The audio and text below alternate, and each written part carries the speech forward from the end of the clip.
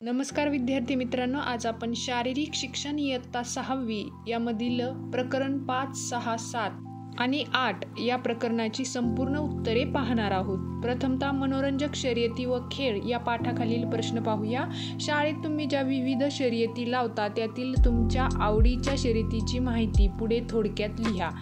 याचं उत्तर लिहूया। धावण्याच्या शर्यतीमध्ये 4 ते 6 जणांना घेतले जाते। यामध्ये 100 मीटर धावण्यास सांगितले जाते व सर्वात अगोदर शर्यत पूर्ण करणाऱ्यास प्रथम, द्वितीय व तृतीय असे क्रमांक देण्यात येतात। यामधील पुढचा प्रश्न आहे, तुमच्या आवडीच्या लघु खेळाची माहिती थोडक्यात लिहा। याचं उत्तर तुम्ही तुमच्या मनाने तुम्हाला जो खेळ आवडतो ते लिहिले तरी चालेल। येथे तुम्हाला लंगडी या खेळाविषयी माहिती थोडक्यात दिलेली आहे।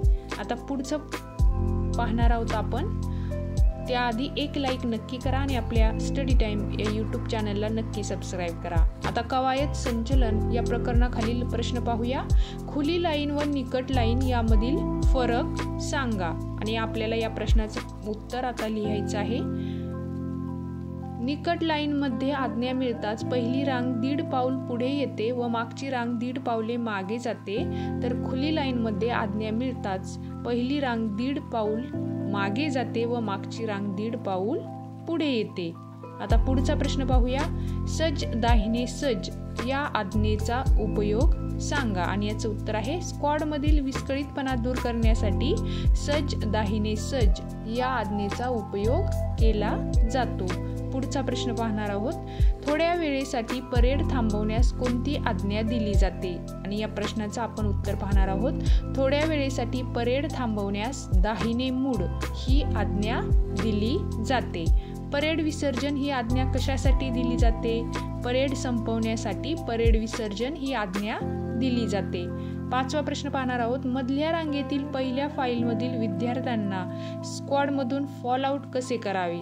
याचं उत्तर आहे स्क्वॉडमध्ये विद्यार्थी समोरच्या, मधल्या किंवा मागच्या रांगेत उभा असू शकतो। त्याच्या स्थानानुसार फॉल आउटची पद्धत वेगवेगळी असते। आता पुढचं प्रकरण आहे लेझिम आणि या पाठाखालील आपण प्रश्न उत्तरे पाहणार आहोत। त्याआधी एक लाईक नक्की करा। पीचे फलांगची पूर्ण कृती लिहा। यामध्ये तुम्हाला संपूर्ण कृती येथे सविस्तर दिलेली आहे, ती वाचून व्यवस्थित लिहा। आपल्या स्टडी टाइम या यूट्यूब चॅनलला नक्की सबस्क्राईब करा, एक लाईक करा आणि तुम्हाला कोणत्या विषयाचा स्वाध्याय, कोणती प्रश्न उत्तरे हवे आहेत हे आम्हाला कमेंट करून नक्की सांगा। पुढचं प्रकरण आहे आरोग्य शिक्षण आणि या पाठाखालील प्रश्नांची उत्तरे आपण आता पाहणार आहोत। वैयक्तिक आरोग्याचे मूलमंत्र कोणते? आणि आपण याचं उत्तर लिहूया। थोडक्यात उत्तर लिहायचं आहे। वैयक्तिक स्वच्छता करणे, समतोल आहार करणे, नियमित व्यायाम करणे, योग्य विश्रांती व झोप घेणे, वाईट सवयींपासून लांब राहणे हे वैयक्तिक आरोग्याचे मूलमंत्र आहे। दुसरा प्रश्न पाहणार आहोत। आरोग्य आणि वैयक्तिक स्वच्छता याचा काय सहसंबंध आहे? आपण वैयक्तिक स्वच्छता ठेवल्यास जंतू संसर्गाचे प्रमाण कमी होऊन आरोग्य निरोगी राहते। पुढचा प्रश्न पाहणार आहोत। आरोग्यात आहाराचे महत्त्व सांगा। व्यवस्थित आहार घेतल्यास आपले शरीर बळकट बनते व आपण निरोगी राहतो। पुढचा प्रश्न पाहूया यामधील। त्याआधी एक लाईक नक्की करा। विश्रांती व झोप यांचा आरोग्यावर कसा परिणाम होतो? आणि याचं उत्तर आहे कोणतेही मानसिक किंवा शारीरिक काम केल्यास आपल्या शरीरास विश्रांतीची गरज असते। विश्रांती व झोप न घेतल्यास तब्येत बिघडू शकते। झोप न झाल्यामुळे पित्त, मळमळ होते। दुसरा प्रश्न आहे उत्तम आरोग्यासाठी व्यायामाची गरज असते। उत्तर आहे व्यायामाने स्नायू बळकट होतात, शरीरातील प्रत्येक अवयव आपले काम चांगले करते।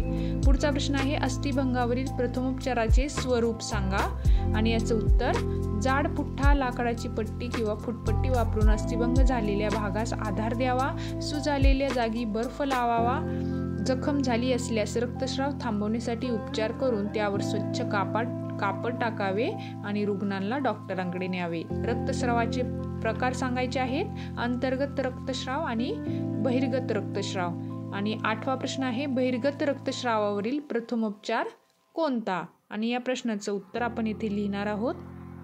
रक्तस्राव होत असलेल्या जागी बर्फाने शेक द्यावा. रक्तस्राव होणारा भाग स्वच्छ कापडाने घट्ट दाबावा. रक्तस्राव होणारा भाग हृदयापेक्षा जास्त उंचावर ठेवावा. पुढचा प्रश्न आहे, अतिरक्तस्राव होत असल्यास तुम्ही काय कराल? तर प्रथमतः रुग्णाला धीर देऊन त्याला झोपण्यास सांगेल, स्वच्छ कापडाने रक्तस्राव होणारा भाग घट्ट दाबून ठेवेल व तात्काळ त्याला दवाखान्यात नेण्यासाठी प्रयत्न करेल. आणि शेवटचा प्रश्न आहे, अंतर्गत रक्तस्रावावरील प्रथमोपचार कोणता? तर याचं उत्तर आहे, प्रथमतः रुग्णात झोपवावे, पाय उंचावर ठेवावे, काही खाण्यापिण्यास न देता तातडीने वैद्यकीय मदत मिळवण्यासाठी प्रयत्न करेल. अशा प्रकारे आपण सर्व प्रश्नांची उत्तरे पाहिली. परत भेटू अशाच नवीन व्हिडिओमध्ये. तोपर्यंत एक लाईक नक्की करा आणि आपल्या स्टडी टाइम या यूट्यूब चॅनलला सबस्क्राईब करायला विसरू नका. धन्यवाद.